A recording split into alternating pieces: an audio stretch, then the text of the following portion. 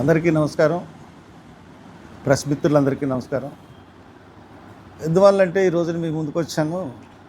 ఈ ప్రియాంక విషయంలో జరుగుతున్న పరిణామాలను బట్టి మళ్ళీ ఒకసారి మీ ముందుకు రావాల్సిన పరిస్థితి వచ్చింది.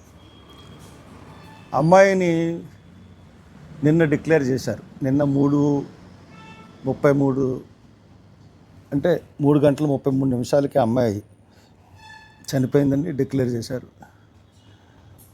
అసలు ఆ అమ్మాయి యాక్సిడెంట్ జరిగిన వెంటనే ఆ దుర్మార్గులు ఇద్దరు కూడా కారుతో తొక్కించిన వెంటనే అమ్మాయి బ్రెయిన్ డెడ్.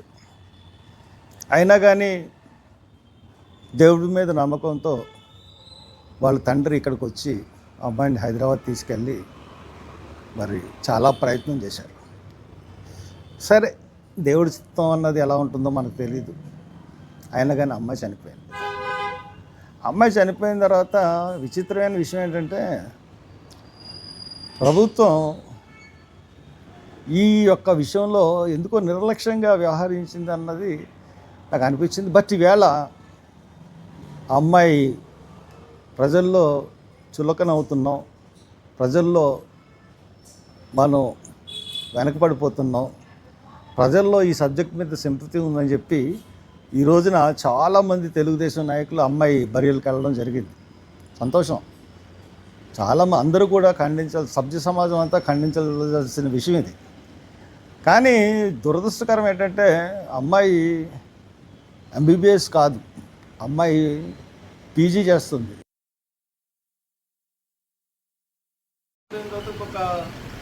ఇంకొక 1 year అంటే అమ్మాయి డాక్టర్, అంటే పీజీ డాక్టర్ అవుతుంది. ఒక స్పెషాలిటీ. అమ్మాయి డెర్మటాలజీలో పీజీ అంటే మరి అమ్మాయికి మంచి ఛాన్సెస్ ఉంటాయి. అటువంటి అమ్మాయి చనిపోతే ఈవేళ నేను పేపర్లో ఏం చూశానంటే చంద్రబాబు నాయుడు గారు 20 లక్షలు ఆ అమ్మాయికి కాంపన్సేషన్ అని చెప్పేసి అనౌన్స్ చేశారు. సిగ్గే లేదా మీకు చంద్రబాబు నాయుడు గారు దీన్ని అనౌన్స్ చేశారు? మీ ముష్టి 20 లక్షలు ఎవరికి కావాలి? అమ్మాయి 2 సంవత్సరాల్లో కట్టిన ఫీజు 18 లక్షలు. 2 years కంప్లీట్ అయింది. 18 లక్షల ఫీజు కట్టి డిగ్రీ అంతా కూడా అమ్మాయి మెరిట్లో చదువుకుంది. ఈ 7 సంవత్సరాలు ఆ అమ్మాయి మెడిసిన్ చదివి మీరు తాగుబోతుల్ని అరికట్టకపోవడం వల్లే కదా, ఆ యొక్క మాలోళ్ళు తాగుబోతుల్ని అలౌ చేయడం వల్లే కదా ఇంత ఘోరం జరిగింది. తప్పంతా మీ దగ్గర పెట్టుకుని అమ్మాయి చనిపోవడానికి పూర్తి బాధ్యత వహించి అమ్మాయికి 2 కోట్లు వరకు ఎక్స్గ్రేషియా ఇవ్వాలి. నష్టపరిహారం కింద ఆ కుటుంబానికి 2 కోట్లు ఇచ్చినా కూడా సరిపోవు. మీరు వెళ్తూ ఉంటారు, ఒక్కొక్క చోట జరిగిపోయినప్పుడు ₹1,00,000 అనౌన్స్ చేస్తూ ఉంటారు. ఏదైనా ఫ్యాక్టరీలో స్టీల్ ప్లాంట్లో చనిపోయిన వాళ్ళకి కానీ వాళ్ళకి కానీ. ఈ అమ్మాయిని చంపేయడం కూడా మత్తులో ఉన్న యువకులు. మత్తు ఎక్కడుందండి? మీరు హైవే మీద షాప్ పెట్టారు, మీరు పోలీసులు చెప్తా ఉన్నారు ఆ స్కాచ్ బ్యారల్ నుంచి వాళ్ళు తాగి వచ్చారు అని. హైవే మీద మీరు ఆ షాప్ అక్కడ లేకపోతే గవర్నమెంట్కి సంబంధం లేకపోయినా మరి అక్కడే మీరు హైవే మీద పెట్టారు, హైవేలో తాగి వచ్చారు, సినిమాకి వచ్చారు, మరి వెళ్ళిపోతే అమ్మాయిని ఆ తాగుడు మైకంలో గుర్తిస్తారు. కావాలని గుర్తించి చంపేశారు. ఒక కర్కశమైన దానితో చంపేశారు. దానికి మీరు ఒక 20 లక్షలు ఇచ్చి చేతులు దులిపేసుకుంటారంటే ఎట్లా అండి? ఇది మంచి పద్ధతేనా? మొత్తం విద్యార్థి లోకం అంతా చాలా శోకతప్తం అయిపోయింది ఈ అమ్మాయి విషయంలో. అమ్మాయి ఫోటో చూసిన వెంటనే అసలు కంట్రీ తడిపెట్టినాడు అంటూ ఎవడో లేడు. అటువంటిది మా పోలీస్ డిపార్ట్మెంట్ రాజమండ్రిలో వాళ్ళు అమ్మాయి కేసు కట్టడంలో కూడా కొంత జాప్యం కూడా జరిగింది. ఎఫ్ఐఆర్ అమ్మాయి ఇన్సిడెంట్ ఎప్పుడు జరిగింది, ఎఫ్ఐఆర్ ఎప్పుడు చేశారు, ఇవన్నీ చూసుకుంటే కొన్ని మనకి విషయాలు అర్థమవుతాయి. సరే, నేను దాని వైపు వెళ్ళట్లేదు. ఎందువల్లంటే ఖచ్చితంగా ఈరోజు పేపర్లో చూశాను వాళ్ళిద్దరికీ కూడా మరణ శిక్షకు సంబంధించిన కేసులు కట్టారు ఎస్పీ గారు. Thank you very much. మీరు ఆ సెక్షన్లు పెట్టినందుకు మీకు థ్యాంక్స్ చెప్తున్నాను. కానీ పగడ్బందీగా కేసుని మీరు తయారు చేయండి. ఛార్జ్ షీట్ ఫైల్ అయ్యి వితిన్ 90 daysలో తీర్పు వచ్చేయాలి. ఎందుకంటే చాలా చట్టాలు వచ్చినాయి మనకి.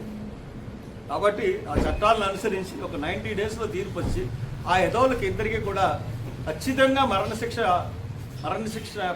ఖచ్చితంగా పడాలి. అలాగే ఛార్జ్ షీట్ ప్రిపేర్ చేయండి. గవర్నమెంట్ మటుకు 20 లక్షలు ముస్తుంటే మటుకు మీరు అస్సలు ఒప్పుకోవండి.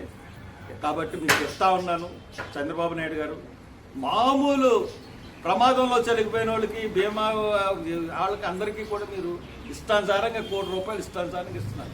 ఎందుకు ఈ అమ్మాయికి మీరు 2 కోట్లు ఎందుకు ఇవ్వకూడదు?